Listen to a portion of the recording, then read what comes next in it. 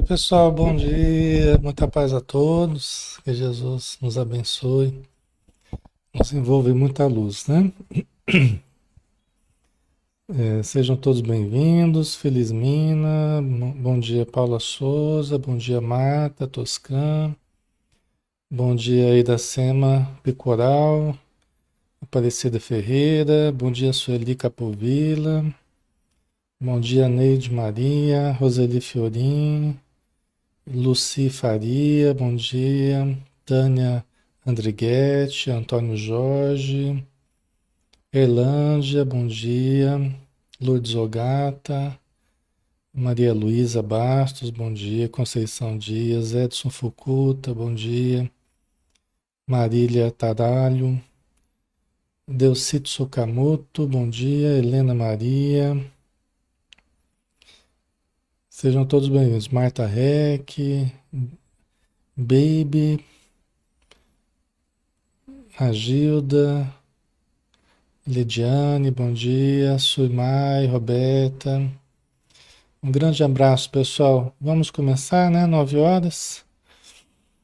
Então vamos lá, né? Vamos dar início ao nosso estudo dessa manhã com uma prece, né? Convidando a todos para participarem conosco, ajudando no pensamento, na vibração, para formarmos um todo de luz, uma corrente vibratória de proteção, de harmonia, de saúde, de elevação, para que todos possamos nos fortalecer, nos elevar, para que todos possamos irradiar a nossa luz e receber a luz do alto, acrescentando em muito na nossa vida, no nosso interior, na nossa existência como um todo. Senhor Jesus, grande é a nossa alegria de podermos estar aqui novamente. Podemos iniciar o dia com uma oração, com um estudo, que muito nos acrescenta, porque fala ao espírito imortal que somos, fazendo com que a presença divina possa se desenvolver progressivamente dentro de nós, pela detecção e pelo trabalho dos potenciais que jazem latentes dentro de nós.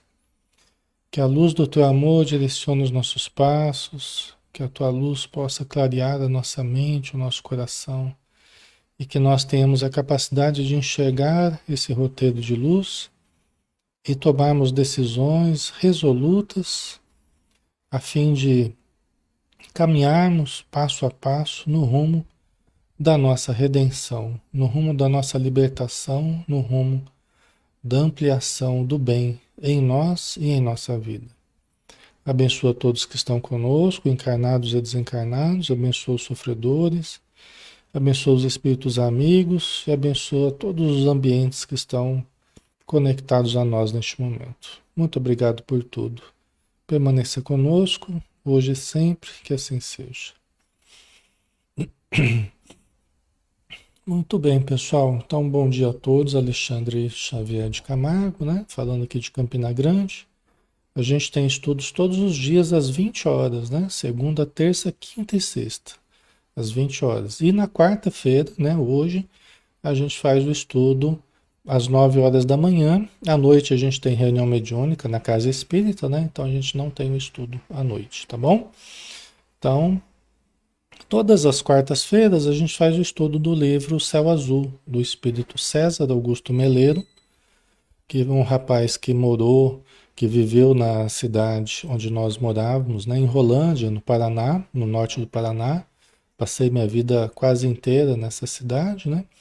E ele era filho de um casal amigo nosso, frequentadores da Casa Espírita, né, trabalhadores da Sociedade Espírita Maria de Nazaré, na nossa cidade, né, onde nós morávamos. Ele faleceu com câncer, que começou no joelho e se alastrou em poucos meses, né? Então ele conta a passagem dele, da doença, né? Conta o desencarne e a vida dele no plano espiritual e a relação com a casa espírita, né? Então é um livro real, não é um livro fictício, né?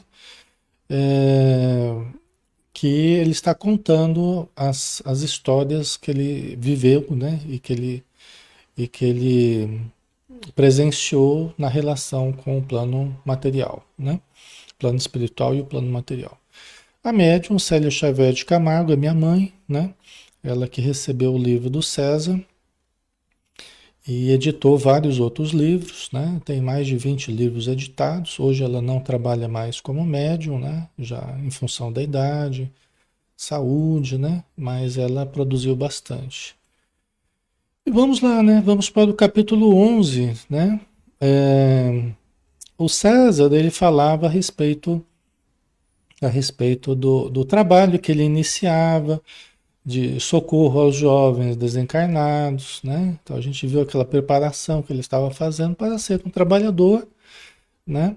Que foi sugerido a ele que ele ajudasse, atendendo aos jovens que desencarnavam, que geralmente desencarnam em condição de sofrimento, né? Por ser uma situação precoce. E por geralmente o desencarne de jovens se dá por drogas, por acidentes, por causas outras que não são geralmente as causas que levam as pessoas a morrerem, né, com a idade, por exemplo, né? Então, quem morre jovem geralmente morre por uma causa acidental, né? Por uma situação muitas vezes mais traumática, né? O uso de drogas é muito comum, a violência, né? Então, não que não morram pessoas que estejam programadas para morrer mais jovem mesmo, né? Fazia parte da programação, mas é um número menor, pessoal, tá? Então vamos lá, né? Vamos dar sequência aqui ao capítulo 11, né? Retorno ao lar.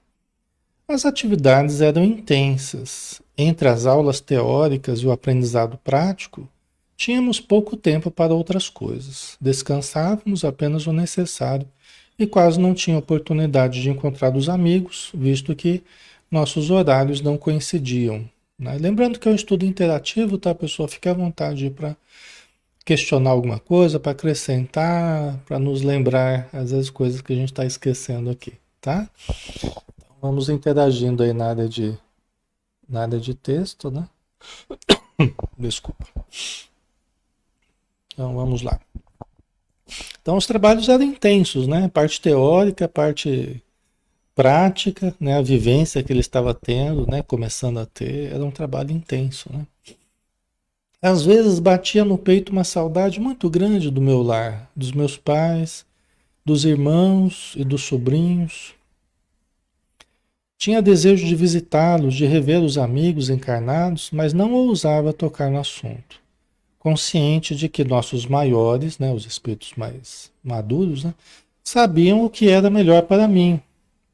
Você vê uma resignação, né, ativa, né, estava resignado, colocando nas mãos da espiritualidade que sabe o que é melhor para a gente, né? Então ele até queria, né?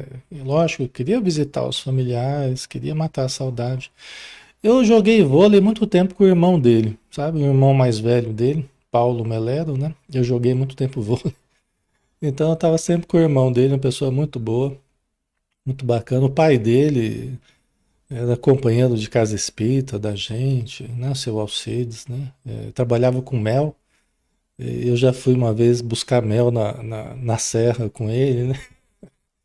Então é uma pessoa muito querida, né? A Dona Elvina, a mãe dele, né?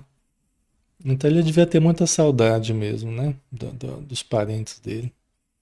Algumas vezes recebia visitas da Terra. Eram momentos breves, mas de muita significação. Especialmente para mim, porque os visitantes encarnados nem sempre estavam conscientes do que estava acontecendo. Oi, amor, tá aí também? Que bom. Então, veja bem, visitas da Terra. Muitas vezes ele não podia visitar ainda os familiares, né, o ambiente material, porque requisita uma preparação, requisita uma estruturação, um momento certo para isso, né? Porque não é fácil retornar das vibrações materiais, não é fácil retornar ao ambiente que desperta tanta saudade. A gente já viu anteriormente que o espírito, quando ele começa a relembrar de certas coisas, por exemplo, da doença, de algumas experiências que teve, às vezes que não foram boas, ele retrocede mentalmente, ele pode começar a sentir de novo aquilo. Principalmente se ele não está forte o suficiente para enfrentar certas recordações, né?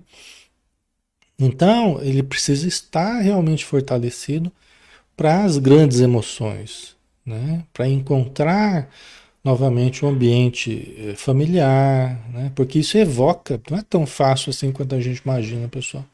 Isso evoca lembranças, evoca estados mentais, emocionais, que a gente nunca sabe o que, que pode sair disso, né?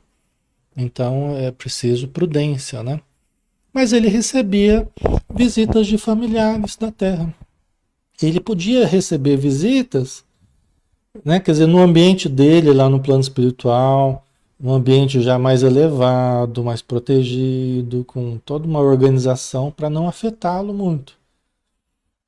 Né? E também pessoas que teriam condição disso. Pessoas que não teriam condição já nem, certamente nem eram levadas a visitá-lo. Vocês entendem? Então é uma situação mais controlada, né? Só que ele percebia, né? Ele fala aqui, né? Os visitantes encarnados nem sempre estavam conscientes do que estava acontecendo. Né? Interessante, né? Porque nem sempre nós estamos conscientes fora do corpo do que estamos fazendo na vida espiritual.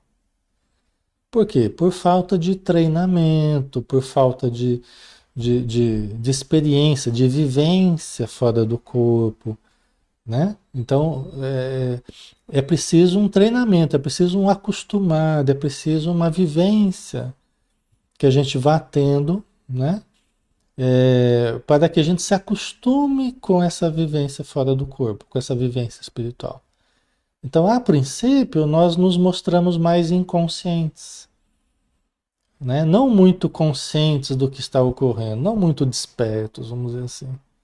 Mas com o treinamento, com as inúmeras saídas do corpo, ao lado do nosso espírito protetor, as atividades que a gente vai fazendo, os estudos, tudo, vai havendo um treinamento que a gente vai se habituando a isso, tá?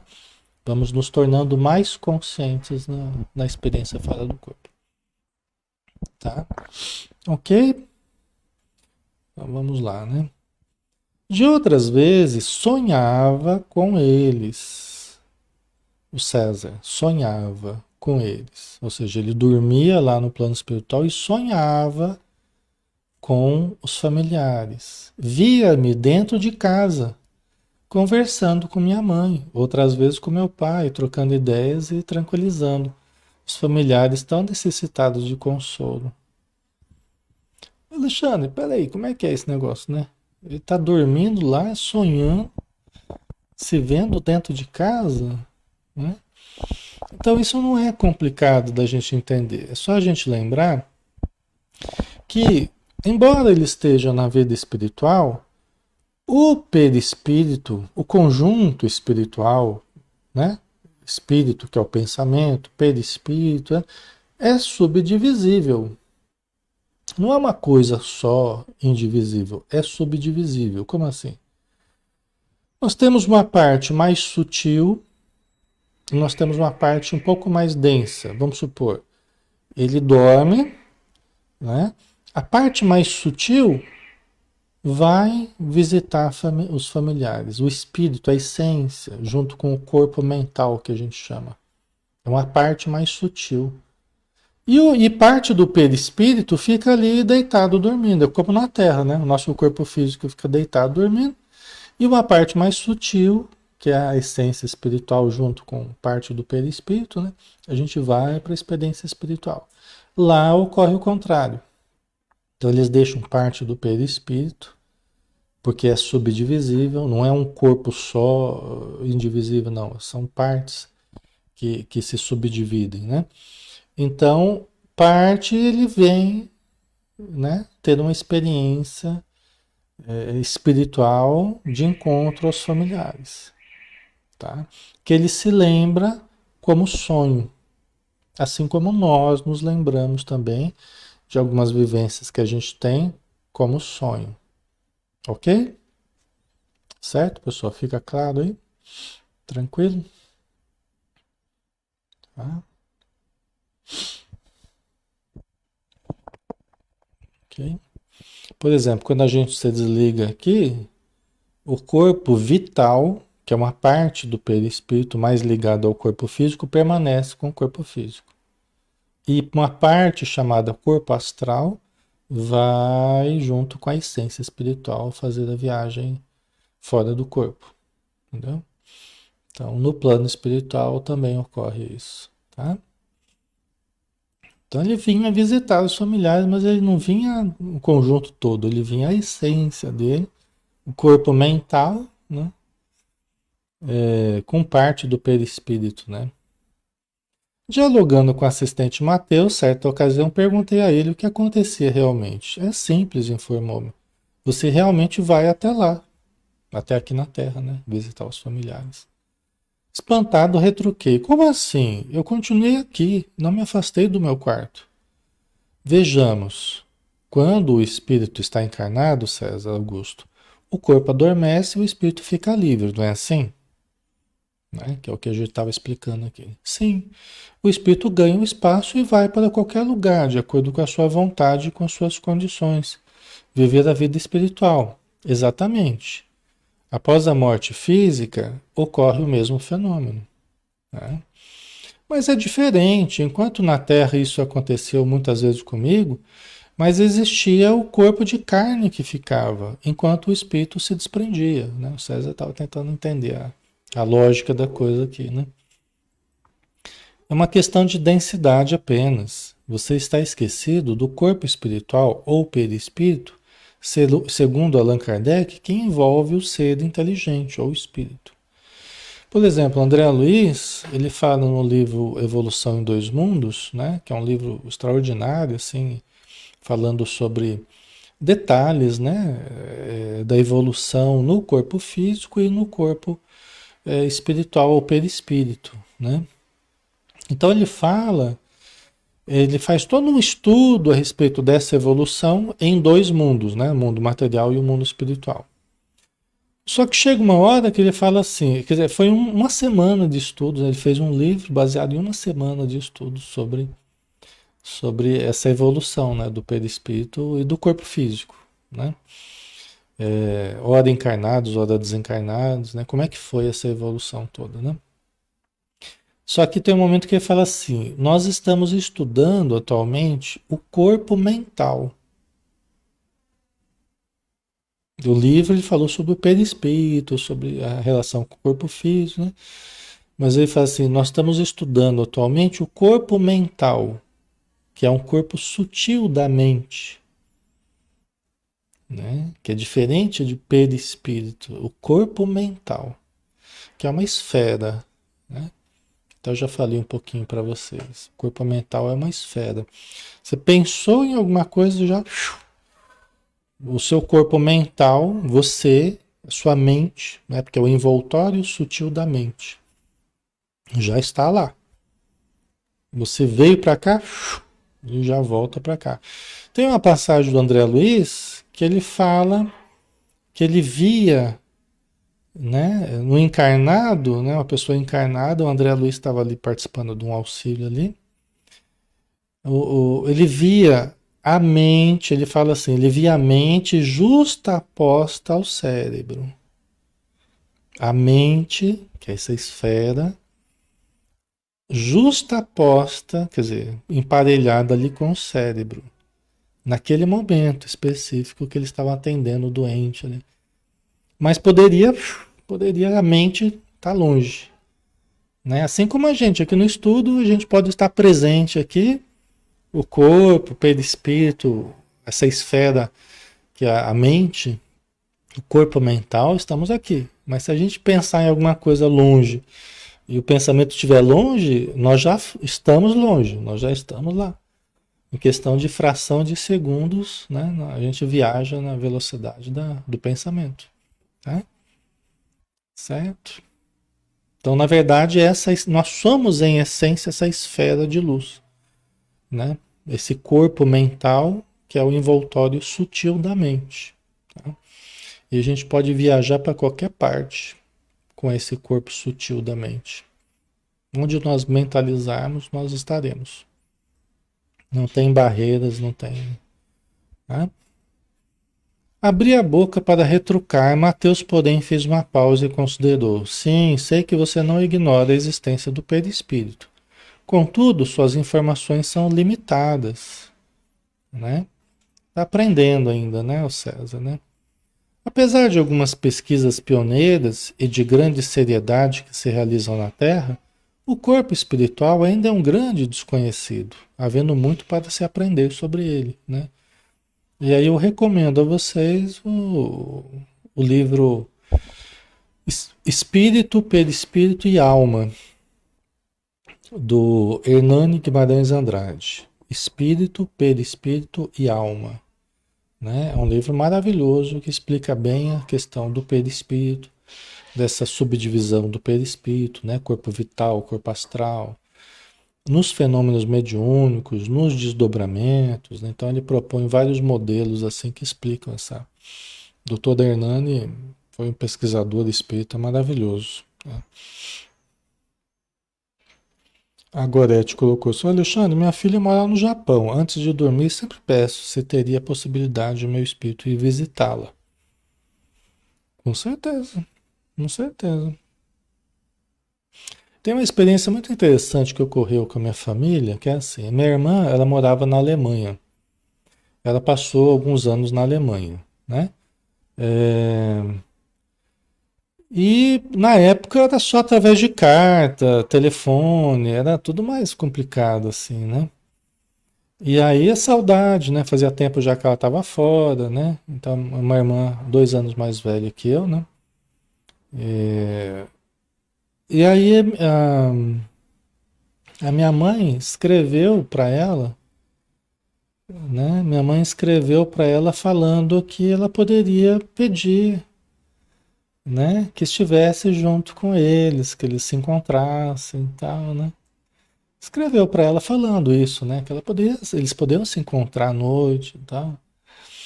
E teve um dia que a minha mãe conta que sonhou com ela, que ela trazia, que ela vinha para nossa cidade, que ela trazia a moça na casa onde ela estava morando, né? Uma moça ali próxima à idade dela, né? Da família onde ela estava morando na Alemanha, né? E apresentou a moça, e tal. É interessante que a minha irmã, depois dessa experiência, a minha irmã, sem saber que minha mãe tinha sonhado isso, ela escreveu falando que ela tinha sonhado, que tinha trazido essa moça, que tinha encontrado, né, minha mãe, que eles tinham, ela tinha apresentado a moça para ela, né? Que foi exatamente aquilo que minha mãe sonhou, né? Demonstrando que é real isso, né? Então são provas que a gente acaba tendo desse intercâmbio aí espiritual que a gente pode ter, né? E o bom é que não precisa gastar nada, né? Você não precisa pagar avião, ônibus, não precisa, né? Então, sai mais barato, né? Ok? Então vamos lá. É um universo todo que precisa ser desvendado, e aos poucos o véu que encobre essa realidade vai sendo descoberto. Uma das coisas que se sabe é que ele é formado de diversas partes, o perispírito, né?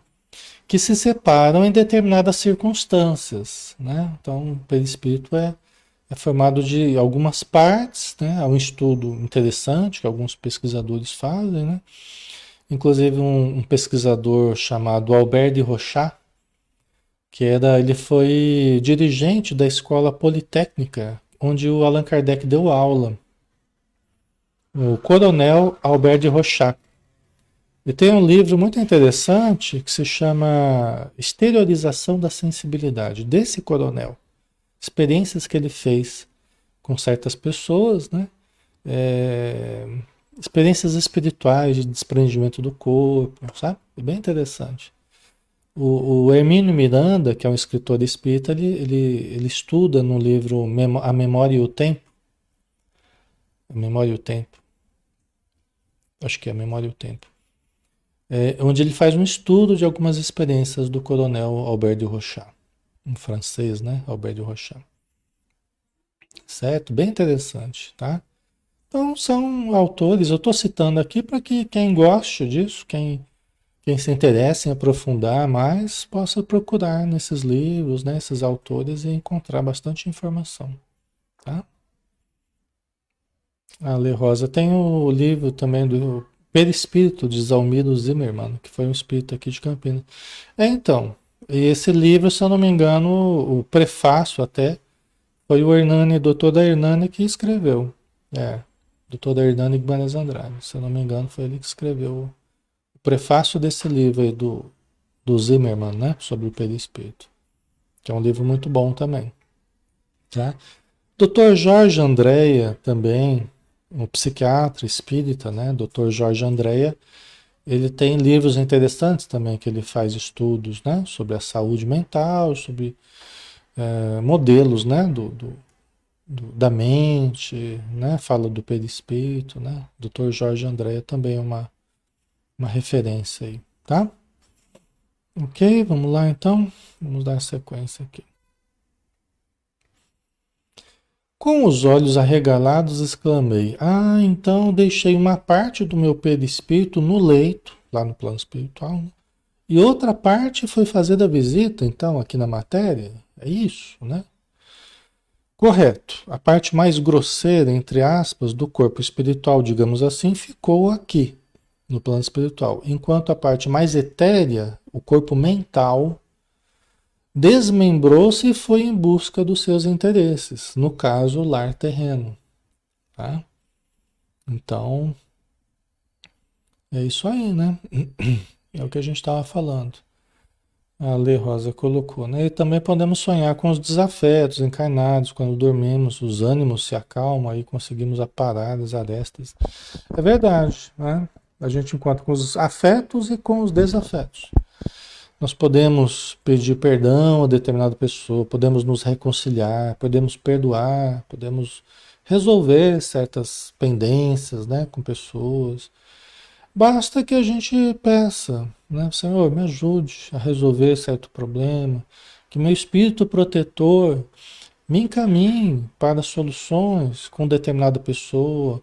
Se for a hora, se for da tua vontade, né? Se for o momento certo, que eu possa ter esse auxílio, né? Porque é altamente terapêutico isso, né? Quando a gente vai resolvendo esses problemas, é altamente terapêutico. A gente pode acordar com uma outra alegria, com uma outra disposição, sentindo, a gente pode nem lembrar, nem sempre a gente vai lembrar, mas a gente pode acordar com a sensação de que coisas importantes foram resolvidas, acordar mais leve, assim, né? E às vezes você nem sabe o porquê, né? Tá? Então, vamos lá. Puxa, nunca iria imaginar que isso pudesse acontecer. É fascinante. A cada dia descubro novas coisas e adquiro novos conhecimentos. A vida na espiritualidade é uma caixinha de surpresas, né? É o chavão de jogador de futebol, né? É uma caixinha de surpresas. Mateus riu da minha perplexidade, né? É isso mesmo, César. E por mais tempo que aqui permaneçamos, sempre teremos o que aprender. Eu mesmo, que estou na espiritualidade há dezenas de anos, não deixo de me surpreender ante determinados conhecimentos, né? O Mateus, né? Faz tempo já que ele está lá e a cada dia descobrindo. Porque o oceano, a gente vive uma vida limitada aqui na matéria, né? Mas a vida do espírito, a realidade espiritual é infinita. O que nos aguarda viver, aprender, sentir, perceber é infinito. O oceano do self é infinito. O oceano do espírito é infinito. Entendeu? Então não tem, é uma coisa legal de se pensar, porque não tem limites, assim, não tem. Lógico, nós temos certos limites aqui enquanto encarnados, né? Mas o conhecimento, a vivência que nós teremos para o futuro, pela eternidade, é uma coisa maravilhosa. Isso é muito estimulante, né? E dá um sentido para a gente existencial diferente, né? Porque faz ampliar a visão da vida que a gente tem, né? Isso é muito legal. É muito motivador, né? O descobrir, o aprender, vivenciar, né? Fitou-me e completou com expressão de profunda compreensão. Quanto ao seu íntimo desejo de visitar o lar terreno, tenha certeza de que está mais perto do que você imagina. Tenha paciência e aguarde, né? Aí ele jogou uma sementinha ali, atiçou ali a esperança do César, né? De visitar o lar terreno, né? Ah, Thaís, eu imagino como temos tanta a descobrir. É maravilhoso mesmo, né? Muito legal, né? A Lidiane, eu orei a Deus a noite passada pela resposta de uma situação e hoje, quando acordei, a resposta em forma de mensagem estava no meu celular. Que legal, Lidiane. É bom, né? Vai tendo a confirmação, né? De várias formas, né? Daquilo que a gente precisa, tal. Agradecer comovido, reconhecendo o carinho e as atenções de que era cercado pela entidade amiga. Certo dia, afinal, recebemos o convite. Preparem-se, amanhã faremos uma excursão de estudos à crosta planetária. Né? Aí a torcida ali vibra, né? Então, amanhã nós vamos lá para a crosta, né? Para a Terra, né? Eles chamam de crosta em alguns momentos, né? Foi uma explosão de alegria em todos nós. Aquele dia recebemos recomendações especiais de como nos comportar perante a nova situação que iríamos vivenciar. Afinal, era a primeira vez que faríamos uma visita aos encarnados, né? Era um grupo de espíritos, né? Que estava ali na mesma condição que o César, iria poder visitar seus familiares, visitar a crosta, né? Então, é uma situação bem legal, né? Bem bonita. Naquela noite nem consegui dormir direito. Não teve passeio espiritual, não, porque nem conseguiu dormir direito. No dia seguinte, nos reunimos e, após uma oração em conjunto, suplicando ao Mestre nos amparasse na tarefa, toma uma aguinha aqui.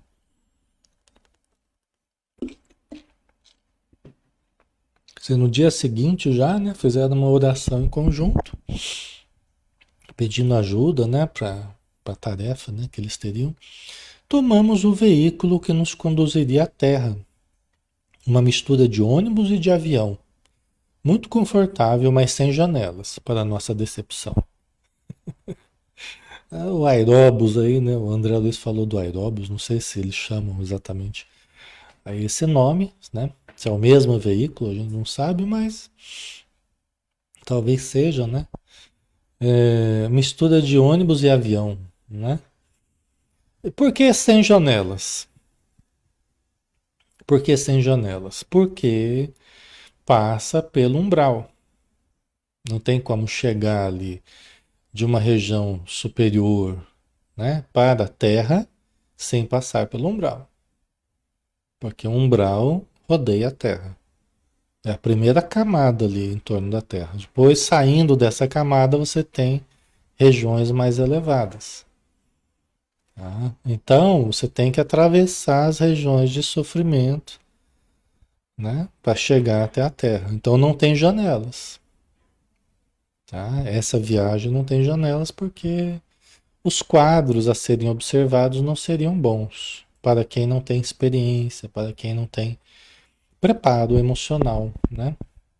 Então é melhor nem ver aquilo que a gente não vai tirar um bom proveito. Com o tempo, lógico, eles aprendem a lidar com quadros diferentes, né? Mas no momento são pessoas inexperientes ainda, né? Então não há essa necessidade. Pouco tempo depois, percebemos que o veículo estacionara. A porta abriu-se e descemos. Para minha surpresa, reconheci o lugar. Era a minha cidade, onde vivera toda a minha vida. Era a Rolândia, né? Então ele percebeu, abriu, parou no ponto ali.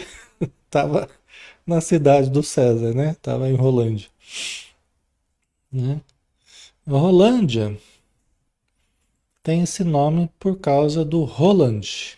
Aqui tem até uma estátua na entrada da cidade, ali uma estátua desse guerreiro da Prússia, né? Que faleceu em 15 de 8 de 778. Se eu não me engano, há uma estátua maior dessa em Bremen. Eu acho que é em Bremen, né? A Lidiane morou na Alemanha aí, não sei se você chegou a ver essa estátua aí na Alemanha, Lidiane. Mas eles mandaram, porque a nossa cidade, né, a cidade onde a gente morou, né, foi uma colonização feita por ingleses, foi uma companhia inglesa, né? Só que quem colonizou ali foram alemães, italianos, né, japoneses, né? Então, muitos alemães, né, muitos italianos, tá? Então, a colonização praticamente é alemã, né? Tem lá Oktoberfest, tem, né? Certo? Então, esse nome Rolândia é a cidade do Roland, tá? Durante o império de Carlos Magno, tá? Você não viu, né, Lidiane? Eu acho que é em Bremen que tem o original dessa estátua, tamanho gigante, né? Tamanho grande, certo? Só para vocês entenderem o contexto aí, né? Estávamos de frente de uma construção simples, na qual reconheci a casa espírita do nosso bairro, a Sociedade Espírita Maria de Nazaré, que meus pais frequentavam. O César não frequentava, né? Eu já contei para vocês, né? Só uma vez que eu vi ele lá no nosso grupo de jovens, ele já estava com dor no joelho, já pouco tempo depois ele adoeceu gravemente, né? Então ele reconheceu porque eles moravam a poucas quadras ali da Sociedade Espírita, sabe? Então, os pais dele frequentavam, né, a Sociedade Espírita Maria de Nazaré, lá em Rolândia, né? Então está aqui, logicamente, que essa foto já é mais antiga, né?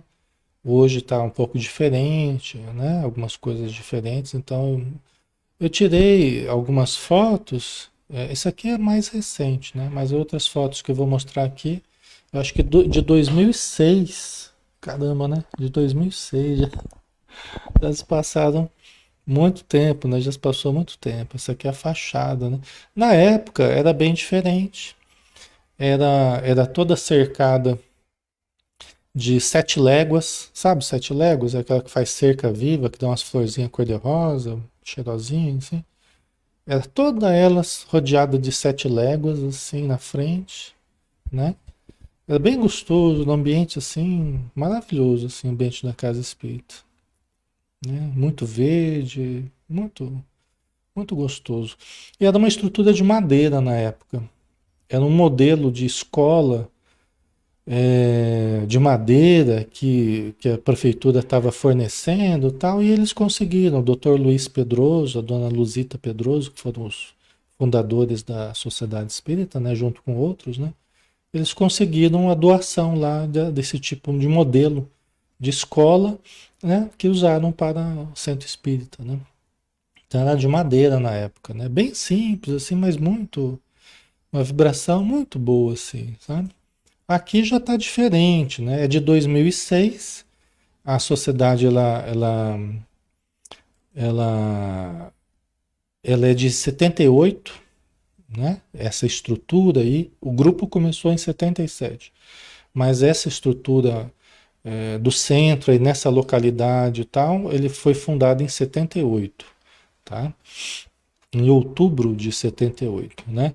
Aqui já está em 2006, né? Então aqui eu vou mostrar algumas fotos, né, da Sociedade Espírita. Tem uma linda árvore aqui, uma tipuana, né? Aqui é por fora, né, os jardins que tem, tá? Aqui é a sala de passe, né? Isso aqui tudo já é depois do céu azul, tá? Porque esse salão aqui que eu estou mostrando foi edificado com os recursos do livro Céu Azul.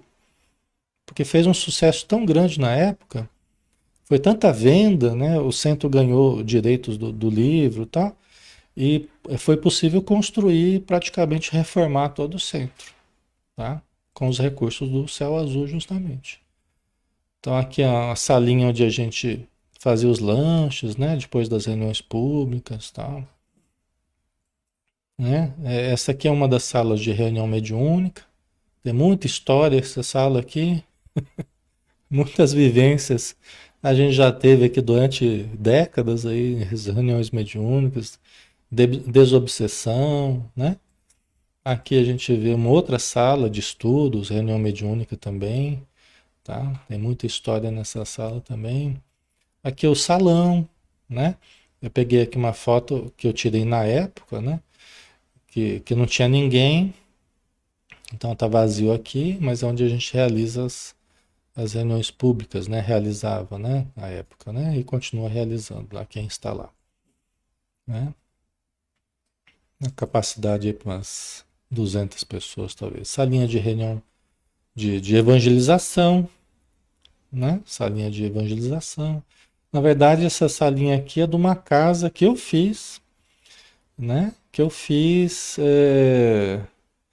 essas salinhas de evangelização é de uma casa, de uma casinha do lado do centro que eu fiz para morar, que eu morei com a minha família durante alguns anos, em troca de uma casa que a gente comprou para o centro, numa região de periferia, que a gente desenvolvia um trabalho de assistência, né? Então eu comprei em troca do terreno, parte do terreno.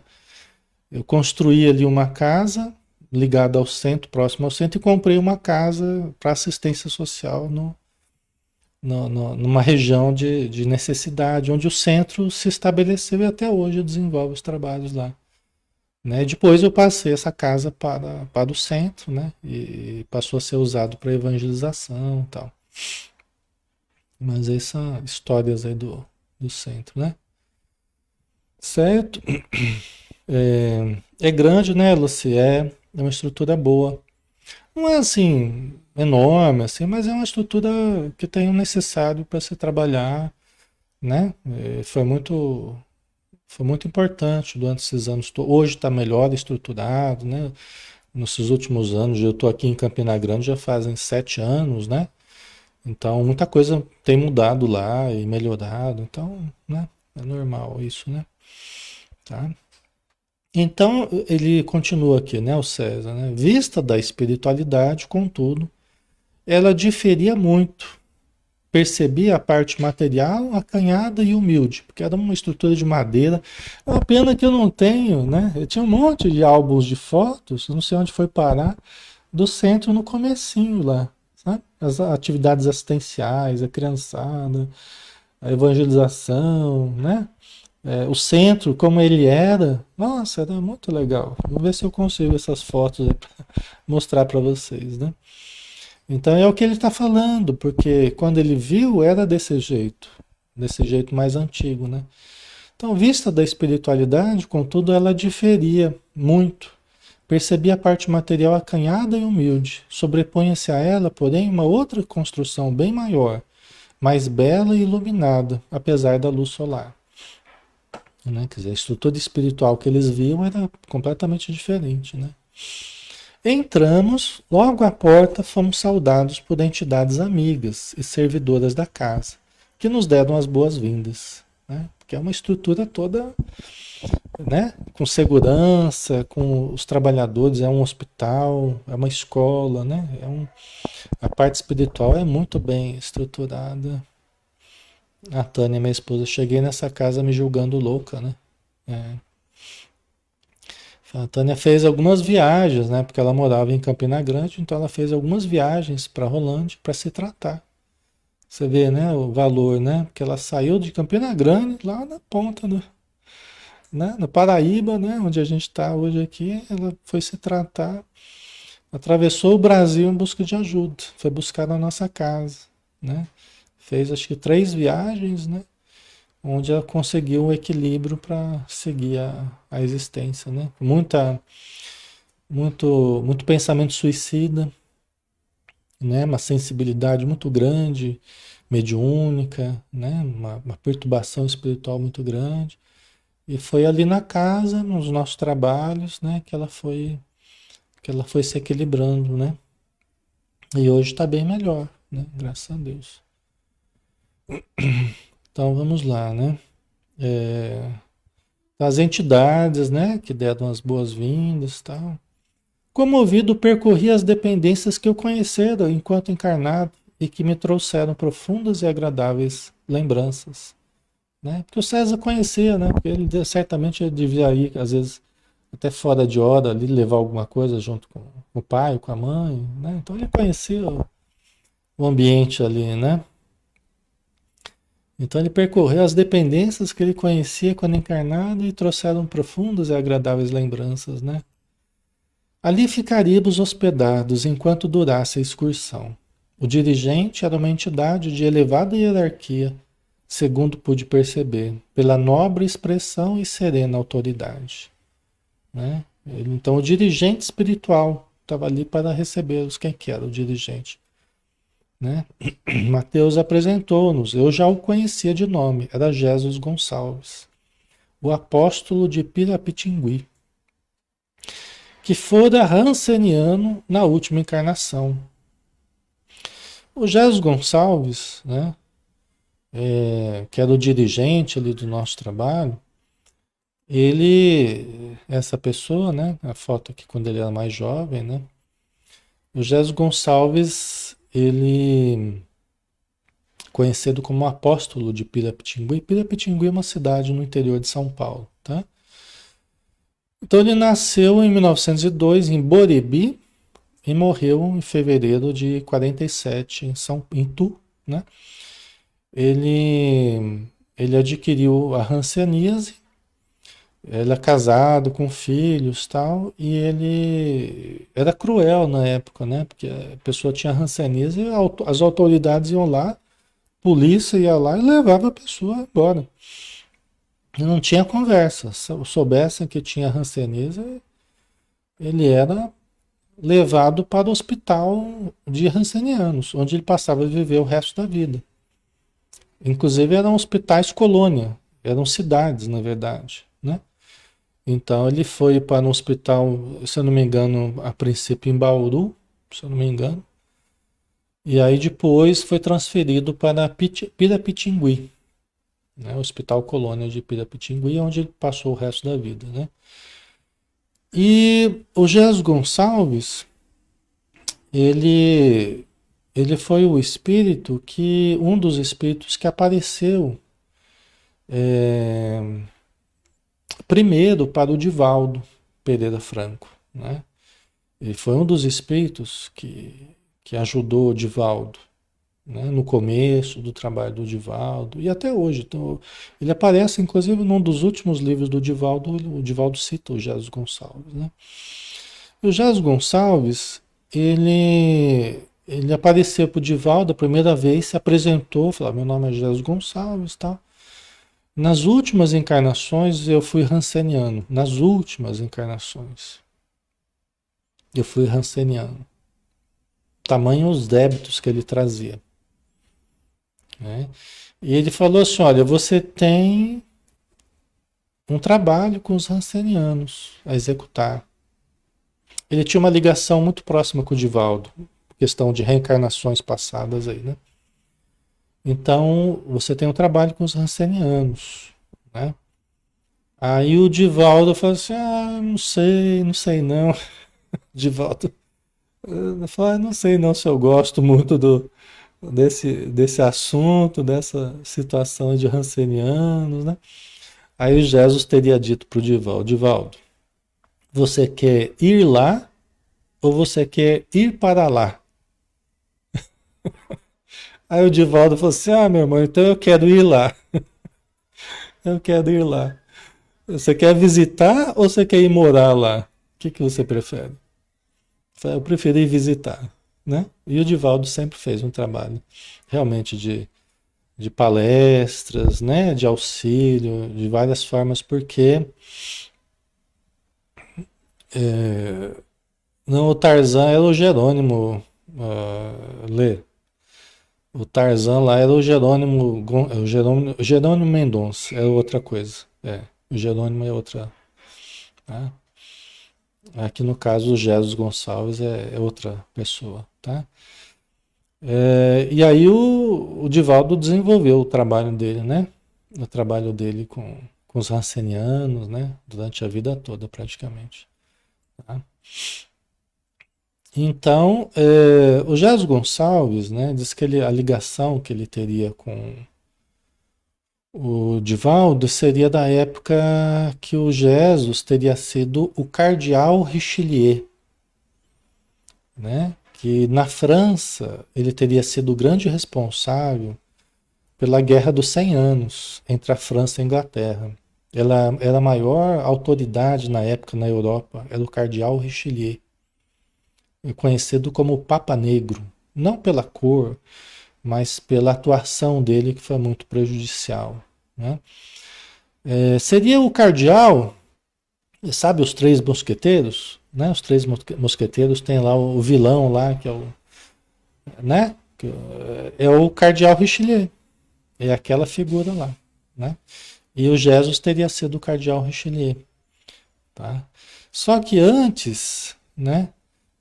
Ele foi o Alarico, rei dos Visigodos, que foi rei dos Visigodos de 395 a 410. Ele invadiu Roma em 408.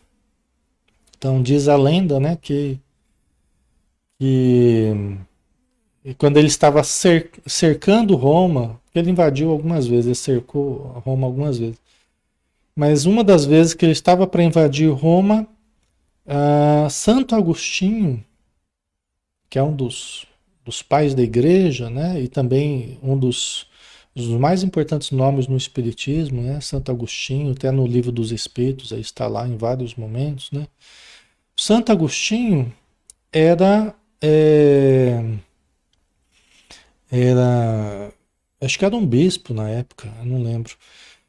E ele, preocupado com a invasão do exército do Alarico, né, que era o Jesus, né, uma das encarnações do Alarico, né, ele foi pedido, ele atravessou, na noite anterior, ele atravessou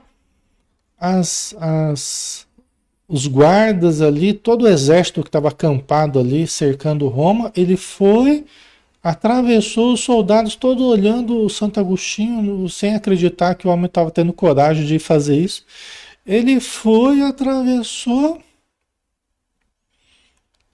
e foi conversar com o Alarico. Você vê a coragem do Santo Agostinho, né? E se ajoelhou diante do Alarico e pediu que ele poupasse as igrejas, onde ele poderia abrigar os idosos, as mulheres e as crianças. Aí narra a história que, inusitadamente, sem que as pessoas entendessem o porquê, quando Alarico invadiu Roma, ele realmente poupou as igrejas. Você vê que coisa, né? E o Santo Agostinho, né, ele teria ficado tão grato ao Jesus, ao Alarico, né, na época, por ter aceitado o seu pedido, né? Você vê a humildade do Santo Agostinho, que ele passou a ser meio que o espírito protetor do Alarico. Espiritualmente, ele se ligou espiritualmente a esse espírito, né, do Jesus Gonçalves e passou a ajudá-lo ao longo das encarnações para a melhoria dele, tá, pessoal? Porque é assim, né? Esses espíritos amorosos, eles acabam ajudando aqueles que são os maiores criminosos da história a se levantarem, a se melhorarem moralmente. Porque é assim que se tornam pessoas melhores e fazem menos mal à sociedade, né? Então ele se ligou e passou. Nós fazemos parte, nós do Maria de Nazaré, de Rolândia, de Campina Grande, nós fazemos parte dessa coletividade muito ligada a Santo Agostinho, entendeu? Muito ligados ao Jesus, muito ligados a essa história, a Maria de Nazaré, né? Por isso que a Sociedade Espírita Maria de Nazaré. Tá? Ele foi o Alarico I e foi Alarico II, séculos depois.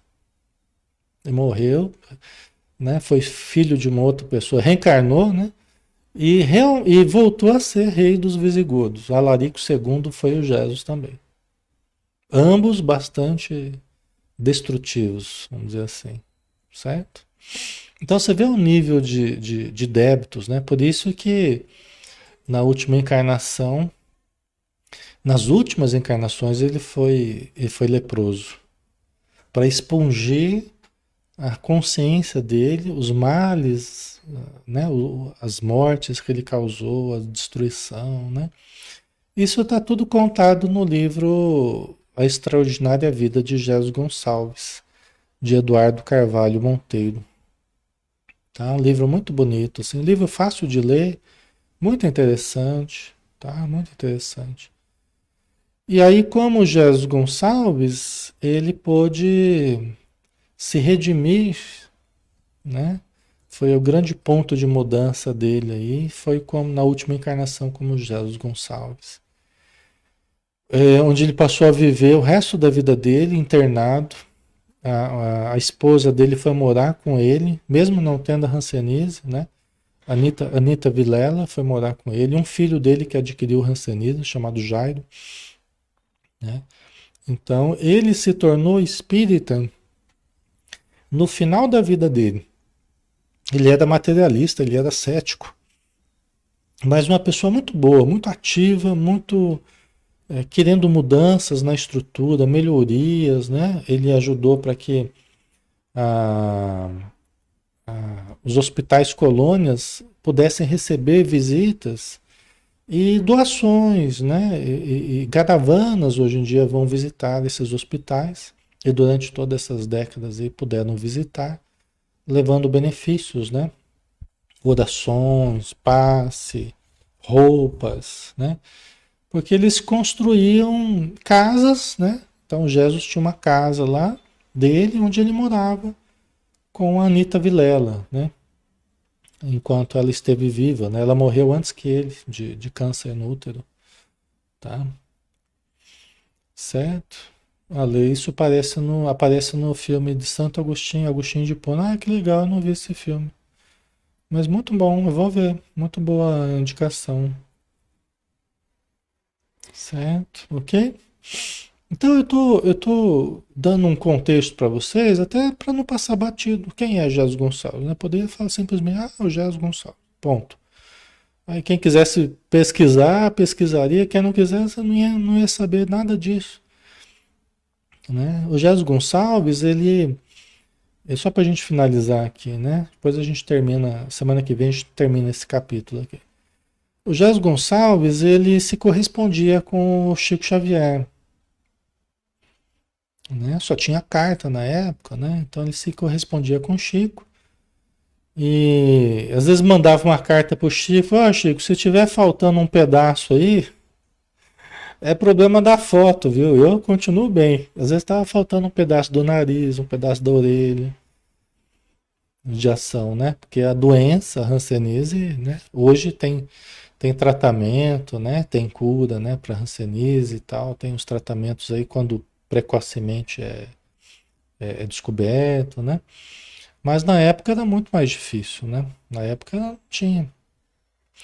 Então a pessoa era simplesmente isolada, né? E ele se correspondia com o Chico. E uma vez o Chico, no meio de uma reunião lá, que o Chico estava psicografando, tal, apareceu, ele viu uma entidade de muita luz se aproximar. Ele viu uma entidade de muita luz se aproximar, e principalmente em algumas partes do corpo havia uma luminosidade maior. Aí ele perguntou quem era, né? Perguntou para a entidade quem era. A entidade falou, sou eu, Chico, o Jesus. Eu já morri. O Chico não sabia. Aí depois o, o Chico ficou sabendo, né, da notícia da morte do Jesus, né? Mas ele viu que os pontos onde a doença havia, havia corroído mais, havia mais luz no corpo do Jesus, né? Você vê que o sofrimento ele tem uma razão de ser e ele tem uma função realmente renovadora, né? Luminosa quando a gente sabe. Interessante que o Jesus no final da vida dele, né? Aconteceram alguns fenômenos aqui, não vai ter tempo da gente narrar hoje aqui, mas ele se tornou espírita devido a alguns fenômenos que existiram, né? Algumas situações específicas, e ele criou um centro dentro do Hospital Colônia, em Pirapitingui. Como é que chamava o centro? Centro Espírita Santo Agostinho.